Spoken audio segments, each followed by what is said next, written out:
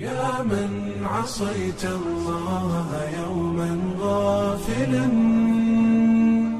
أنسيت أن الله قد أعطاك نعم عقائد میں سے علم غیب کا عقیدہ بھی ضروریات دین میں سے ہے۔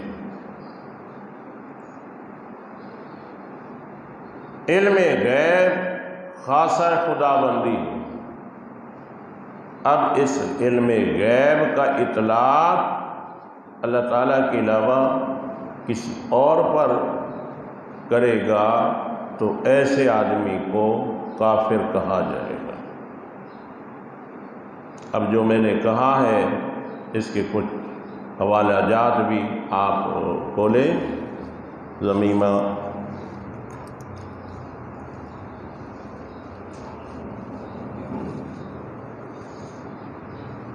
618 صفحہ۔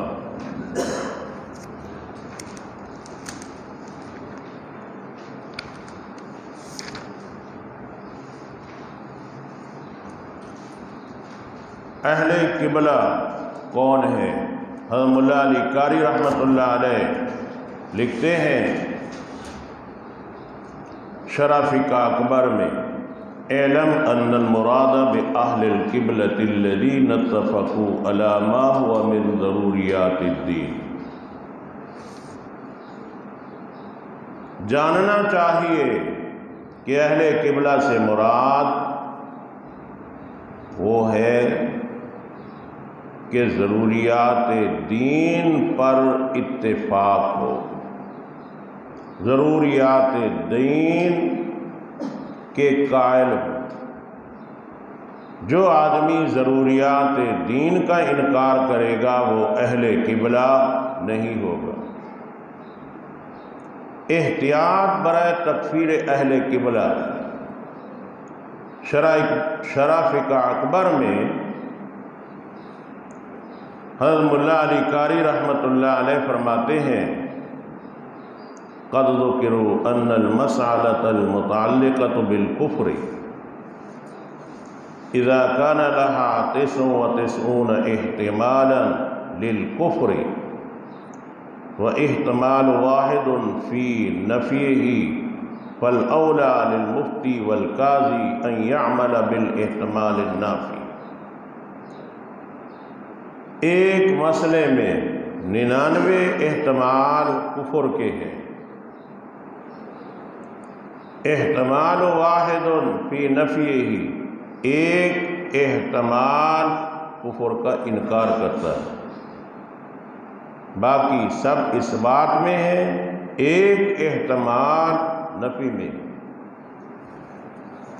یہ بھی لفظ یاد رکھو، وہ مسئلہ احتمالی ہو۔ کیا ہو؟ جس میں احتمالات ہوں۔ یہ نہیں ہے کہ نص صریح ہے واضح، نص صریح واضح میں احتمال نہیں ہوتا۔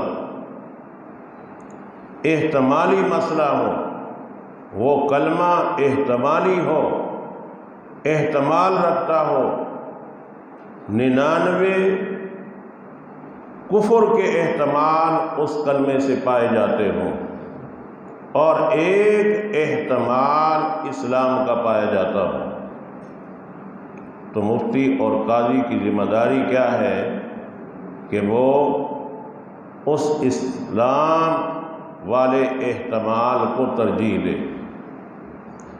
ہاں، جس نے وہ کلمہ کہا ہے اگر وہ وجہ اس کفر کی خود متعین کر دیتا ہے جو آپ اسلام والی سمجھ رہے تھے تو اس آدمی کو کافر کہا جائے گا۔ یہ لفظ یاد رکھنا، جو کلمہ احتمال رکھتا ہو۔ ایسا نہیں ہے کہ وہ احتمال ہی نہیں رکھتا۔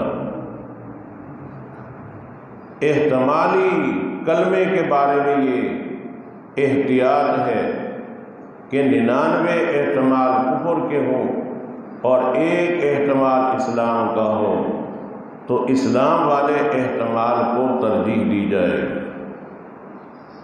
عقائد میں غلطی، چنانچہ علامہ سعد الدین تفتزانی الشافعی رحمہ اللہ تعالیٰ لکھتے ہیں لأن المفتي في الأصول والعقائد يعاتب بل يذلل أو يكفر لأن الحق فيها واحد إجماعا التلوي۔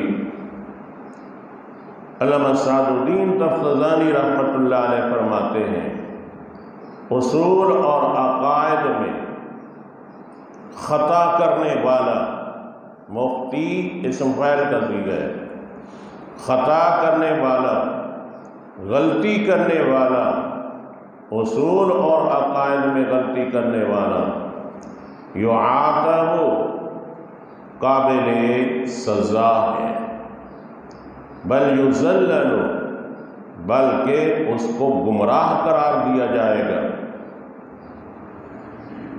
او یکفر یا اس کو کافر قرار دیا جائے گا۔ کیوں اس کو گمراہ قرار دیا جائے گا؟ کیوں اس کو کافر قرار دیا جائے گا؟ لأن الحق فیہا واحد اجماعا، کیونکہ عقائد میں اجماعی طور پر حق ایک ہوتا ہے۔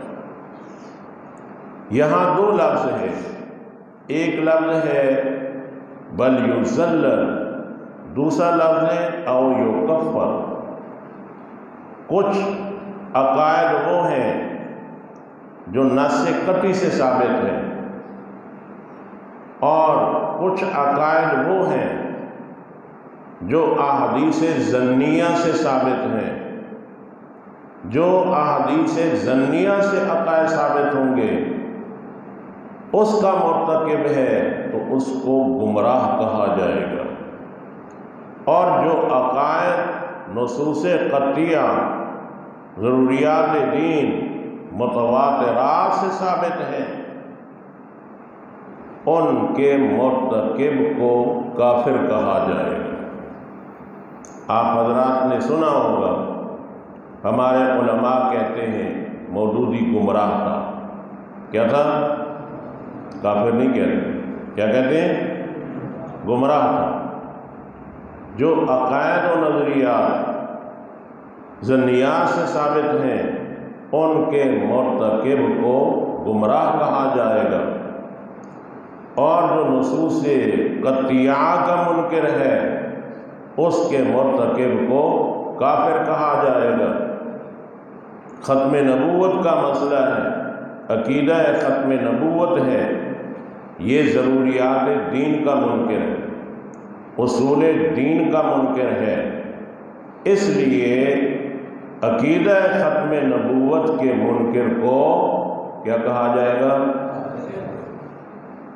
علامہ سعد الدین تفتزانی رحمۃ اللہ علیہ نے یہ دو لفظ کہہ کر وضاحت فرما دی کہ عقائد میں جو غلطی کریں گے، عقائد میں چونکہ عقیدہ ایک ہوتا ہے، اب عقائد دو قسم کے چیزوں سے ثابت ہوتے ہیں، یا قطعیات سے یا ظنیات سے۔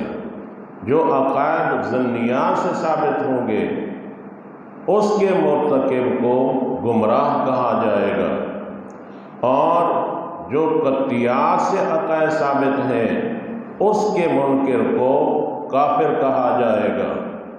آپ نے حدیث پاک سنی ہوگی، اللہ کے نبی صلی اللہ علیہ وسلم نے ارشاد فرمایا کل بدعۃ ضلالہ، ہر قسم کی بدعت گمراہی ہے، اور کلہم فی النار، اور ہر بدعتی کیا ہے؟ دوزخ میں جائے گا۔ ایسے ہر گمراہ دوزخ میں جائے گا۔ لیکن قرآن و سنت میں نام ان کے مختلف ہیں۔ قرآن کریم نے کہیں کسی کو زندیق کہا ہے، کسی کو ملحد کہا ہے، کسی کو کافر کہا ہے، کسی کو مشرک کہا ہے، تو یہ الفاظ مختلف ہیں لیکن سب کا معان اور سب کا نتیجہ ایک ہی ہے۔ ایسا نہیں ہے کہ نتیجہ مختلف ہے۔ تو آپ یہ بات یاد رکھنا کہ کچھ عقائد وہ ہیں جو ظنیات سے ثابت ہوں گے، کچھ عقائد وہ ہیں جو قطعیات سے ثابت ہوں گے۔ جو ظنیات سے ثابت ہوں گے ان کے مرتکب کو گمراہ کہا جائے گا، اور جو قطعیات سے عقائد ثابت ہیں ان کے مرتکب کو کافر کہا جائے گا۔ مدار تکفیر کی تفسیر حضرت امام محمد رحمۃ اللہ علیہ فرماتے ہیں وَمَنْ أَنْكَرَ شَيْئًا مِّن شَرَائِعِ الْإِسْلَامِ فَقَدْ أَبْطَلَ قَوْلَ لَا إِلَٰهَ إِلَّا اللَّهُ۔ جس نے شرائع اسلام کا انکار کیا اس نے لا الہ الا اللہ کا قول جو زبان سے کہا تھا، اقرار کیا تھا، اس کو باطل کر دیا، یعنی اب وہ مسلم نہیں رہا، غیر مسلم ہو گیا۔ حافظ ابن حمام رحمۃ اللہ علیہ فرماتے ہیں الاتفاق علی ان ما کان من اصول الدین وضروریاتہ یکفر المخالف فیہ۔ حافظ ابن حمام رحمۃ اللہ علیہ فرماتے ہیں جو اصول دین اور ضروریات دین میں مخالفت کرے ایسے بندے کو کافر قرار دیا جائے گا بالاتفاق۔ کیا ضروریات دین میں تعویل کرے تو کیا آدمی وہ کفر سے بچ سکتا ہے؟ علامہ عبدالحکیم سیالکوٹی رحمۃ اللہ علیہ خیالی کے اندر فرماتے ہیں وَالتَّعْوِيلُ فِي ضروریات الدین لا يدفع الکفر۔ ضروریات دین میں تعویل کرنے سے آدمی کفر سے بچ سکتا نہیں۔ سید محمد انور شاہ کشمیری رحمۃ اللہ علیہ فرماتے ہیں التعویل فی ضروریات الدین لا یقبل ویکفر المتعول فیہا۔ جو آدمی ضروریات دین میں تعویل کرے گا اس کی تعویل کو قبول نہیں کیا جائے گا بلکہ اس کی تکفیر کی جائے گی۔ مولوی احمد رضا خان بریلوی اسام الحرمین میں لکھتے ہیں ادعاء التعویل فی لفظ صراح لا یقبل۔ کہتے ہیں لفظ صریح میں کوئی تعویل کرتا ہے تو اس کی تعویل قبول نہیں کی جائے گی، صریح لفظ میں قبول نہیں کی جائے گی۔ اس کی مثال یوں سمجھیں، ایک آدمی کہتا ہے میں رسول ہوں، میں کیا ہوں؟ لوگ جب پوچھتے ہیں تو کب سے رسول بن گیا ہے، کہتا ہے جی رسول کا معنی قاصد، میں پیغمبر کا پیغام پہنچاتا ہوں۔ تو ایسا بندہ کافر ہے، لفظ صریح کی تعویل کرتا ہے۔ لفظ رسول لفظ صریح ہے، اس کا اطلاق یا تو پیغمبر پر یا فرشتوں پر ہوتا ہے۔ فرشتے رسول تھے پیغام پہنچانے میں، اب یہ لفظ استعمال ہوتا ہے رسول پر۔ اب اگر کوئی آدمی رسول ہونے کا دعویٰ کرتا ہے اور پھر کوئی کہتا ہے کہ رسول تو نبی کو کہتے ہیں، کہتے ہیں نا میرا مطلب یہ میں قاصد ہوں، میں کیا ہوں؟ یہ قاصد کافر ہے۔ یہ کیا ہے؟ شیعہ مذہب کے اندر آپ پڑھیں گے سورۃ یونس میں، میں حوالہ عرض کروں گا ترجمہ مقبول کا، وہ کہتے ہیں قیامت تک رسول آتے رہیں گے، قیامت تک۔ اور پھر معنی کیا کرتے ہیں؟ رسول بمعنی قاصد۔ مولوی احمد رضا نے یہ فیصلہ سنا دیا، یہ اس کے اپنے الفاظ نہیں ہیں، انہوں نے فتاویٰ کی کتابوں سے الفاظ نقل کیے۔ ادعاء التعویل فی لفظ صراح لا یقبل، صریح لفظ کے اندر کوئی تعویل کا دعویٰ کرتا ہے تو اس کی تعویل کو قبول، یہ بڑا جملہ زبردست ہے، ہم پھیریں گے اس کے اوپر اسی لفظ سے۔ قرآن کریم کے ظاہر الفاظ میں یہ گڑبڑ کرے گا، لفظ صریح میں گڑبڑ کرے گا، تو بیچارہ جو لکھتا رہا اس پر خود قائم نہ رہ سکا۔ تو البتہ اصول اپنی جگہ مسلم ہے، اصول اپنی جگہ ٹھیک ہے، وہ قائم رہا یا نہ رہا اس سے ہمارا کوئی تعلق نہیں ہے۔ البتہ یہ بات ضرور ہے کہ اصول اپنی جگہ درست ہے، اصول کبھی بے اصول نہیں ہوتے، اصول ٹوٹتے نہیں۔ علامہ سیوطی رحمۃ اللہ علیہ فرماتے ہیں مثل طوائف من اہل البدع اعتقدوا مذاہب باطلہ وعمدوا الى القرآن فتأولوه على رأيهم وليس لهم سلف من الصحابة والتابعين لا في رأيهم ولا في تفسيرهم۔ علامہ سیوطی رحمۃ اللہ علیہ فرماتے ہیں اہل بدعت کے کئی گروہ، طوائفہ نکرہ ہے، کئی گروہ اعتقدوا مذاہب باطلہ، باطل مذہب اختیار کرتے ہیں، وعمدوا الی القرآن، پھر سہارا تلاش کرتے ہیں قرآن کی طرف، یعنی دلیل اب قرآن سے مل جائے ہمارے باطل مذہب پر، فتأولوه علی رأیہم، اپنے اس باطل مذہب، عقیدے اور نظریے پر قرآن کی آیت کی تعویل کرتے ہیں۔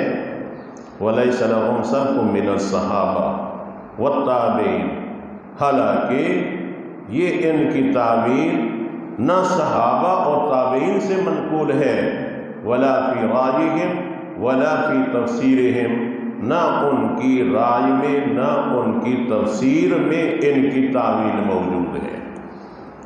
تو جتنے بھی باطل آئے ہیں پہلے بیچارے وہ دعویٰ کرتے ہیں، اپنا مذہب اختراع کرتے ہیں، پھر قرآن کریم کی طرف دلیل کی تلاش کے لیے نکلتے ہیں۔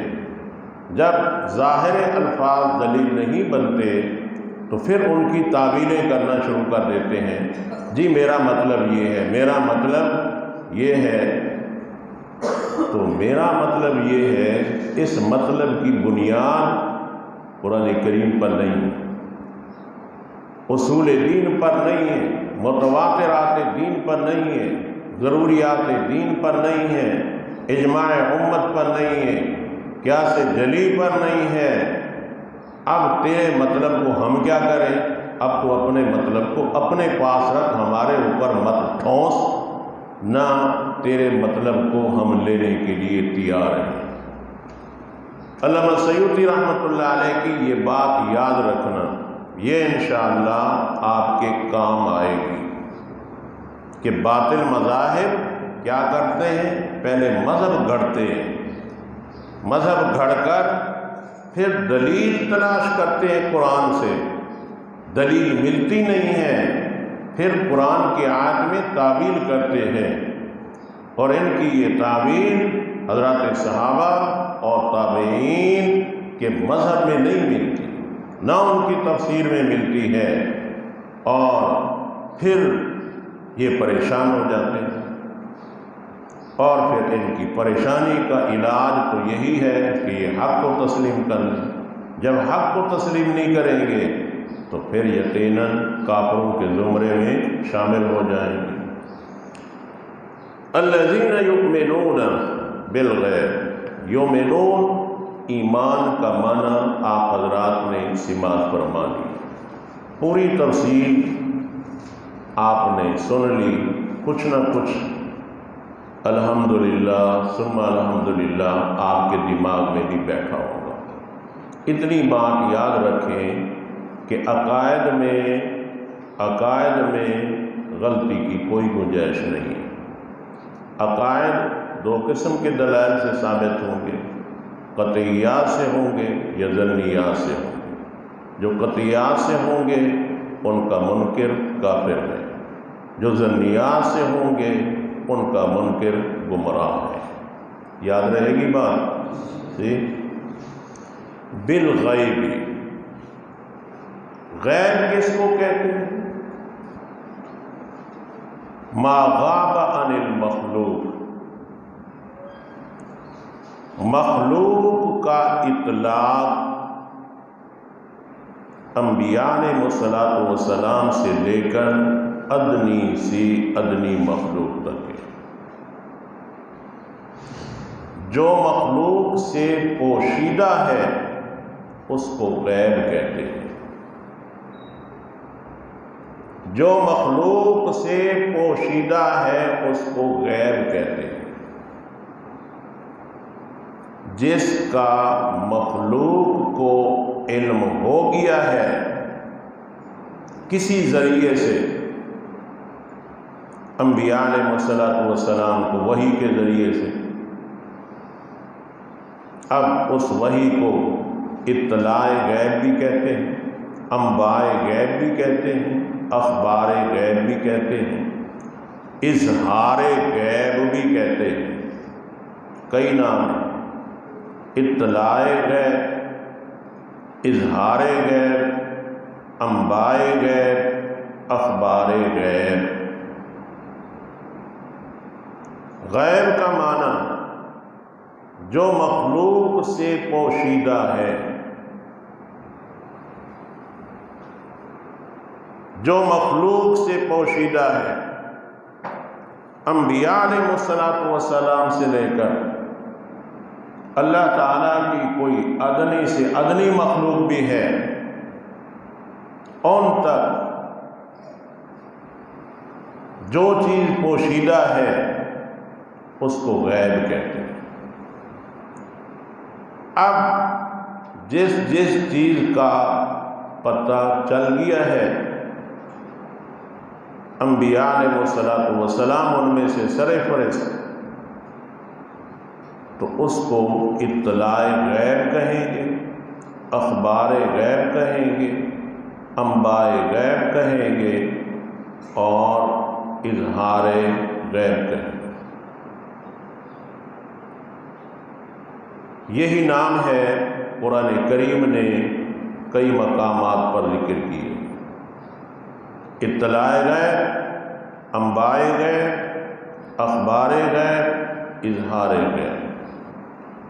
نبی کا جو علم ہے وہ علم غیب نہیں، علم غیب، علم اور غیب یہ دونوں لفظ اللہ کی ذات کے ساتھ خاص ہیں۔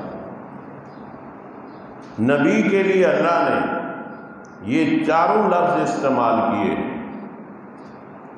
انباء غیب، اخبار غیب، اظہار غیب، اطلاع غیب، دونوں میں فرق ہو گیا۔ نبی کا علم اظہار غیب ہے، اطلاع غیب ہے، اخبار غیب ہے، اور اللہ کا علم علم غیب ہے۔ یہ دوسری اصطلاح بریلوی حضرات کی، ایک علم ذاتی ہے اور ایک علم عطائی ہے، کہ اللہ کا علم ذاتی ہے اور نبی علیہ السلام کا علم عطائی ہے۔ اس اصطلاح سے اللہ کا قرآن ناواقف ہے،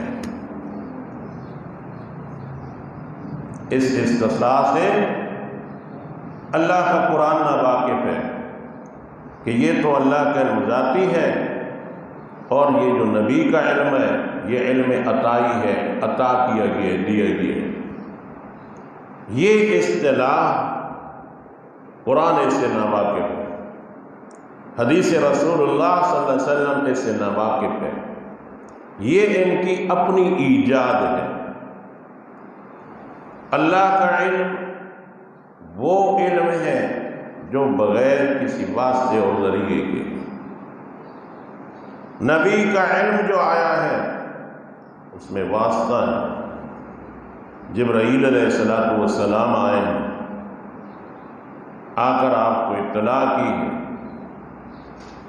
تو اللہ تعالیٰ کے لیے علم غیب کا لفظ مستعمل ہے اور نبی اکرم صلی اللہ علیہ وسلم کے لیے اطلاع غیب، اخبار غیب، اظہار غیب کے الفاظ قرآن کریم نے استعمال کیے۔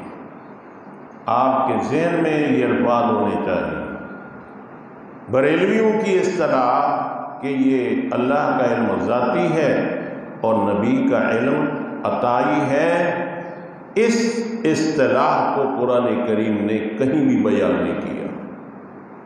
احادیث رسول اللہ صلی اللہ علیہ وسلم میں اس اصطلاح کو کہیں بھی بیان نہیں کیا۔ قرآن نے اللہ کے علم غیب کو بیان کیا ہے اور نبی کی اخبار غیب کو بیان کیا ہے۔ اخبار غیب، انباء غیب، اطلاع غیب، اظہار غیب، اس کا معنی کیا ہے؟ پہلے خبر نہیں تھی، بعد میں آپ کو اطلاع دے دی۔ پہلے آپ کو خبر نہیں تھی، بعد میں آپ کو اطلاع دے دی۔ جب کسی چیز کی اطلاع دے دی جاتی ہے تو وہ غیب رہتا ہی نہیں ہے۔ کوئی بات سمجھے؟ جب اطلاع کر دی جاتی ہے تو پھر وہ غیب نہیں رہتا۔ مثلا مولانا بیٹھے ہیں، مولانا کی شادی ہونی تھی، ماں باپ نے طے کر لیا، رشتہ داروں کو بھی اطلاع کر دی، استاد جی کو پتہ نہیں تھا، یہ ایک غیب کا عمل تھا۔ پھر مولانا نے آ کے بتایا، استاد جی فلاں دن میری شادی ہے، آپ بھی شریک ہوں۔ یہ کیا ہو گئی ہے؟ غیب کی۔ اب استاد جی ناچنا شروع ہو جائیں کہ میں غیب دان بن گیا ہوں۔ کیا بن گیا ہوں؟ مجھے اطلاع جو مل گئی ہے، میں کیا بن گیا ہوں؟ غیب دان بن گیا ہوں۔ کوئی لمبا سا لیتر اٹھائے اور پھینٹی لگانا شروع کر دے استاد جی کی کہ آپ کب سے غیب دان بن گئے؟ تو جب اس کے ماں باپ نے طے کیا، اس ٹائم تو آپ کو پتہ ہی نہیں تھا جی، اس کے خود ماں باپ کو بھی پتہ نہیں تھا کہ اس لڑکے کی شادی ہونی کہاں ہے، لیکن اللہ کو پتہ تھا، اللہ کو پتہ تھا۔ غیب ما غاب عن المخلوق، جو مخلوق سے پوشیدہ ہے اس کا علم اللہ کو ہے۔ اس کی تعبیر اللہ تعالیٰ نے قرآن کریم میں فرمائی ہے، عالم الغیب والشہادہ، عالم الغیب والشہادہ، پوشیدہ باتوں کا بھی علم، پوشیدہ چیزوں کا علم بھی اللہ کے پاس ہے۔ والشہادہ، جس کو لوگ جانتے ہیں اس کا علم بھی کس کو ہے؟ نبی اس کو جانتا ہے جو کھلی کھلی، جن کی اطلاع کر دی گئی ہے۔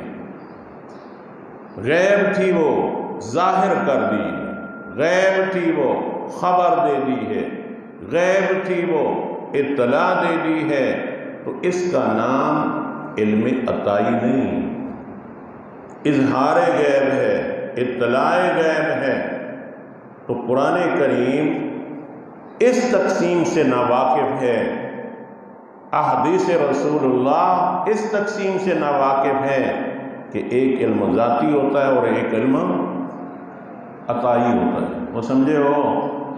لفظ یاد کر لو، آج سے آپ پکے مناظر ہیں، شرطیہ کہہ رہا ہوں میں، جاؤ بریلوی سے مناظرہ کر لو، کو تمہاری اصطلاح قرآن میں نہیں ہے، علم ذاتی، علم عطائی۔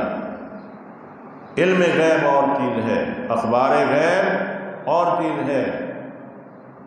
جو علم غیب رکھنے والا ہے اس کو کوئی اطلاع دیتا نہیں، اس کو کوئی غیب کی خبر دیتا نہیں ہے، اور نبی ہے جس کو اطلاع دی جا رہی ہے، نبی کو اطلاع دی جا رہی ہے وحی کے ذریعے سے کہ میرا نبی یہ بدبخت ایسے، یہ ایسے، یہ ایسے، آپ کو اطلاع کی جا رہی ہے، تو نبی غیب پر مطلع کیا جاتا ہے۔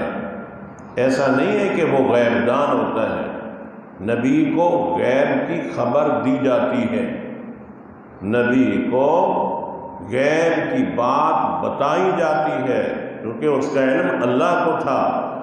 اب جب بتا دی گئی تو وہ غیب رہا نہیں ہے۔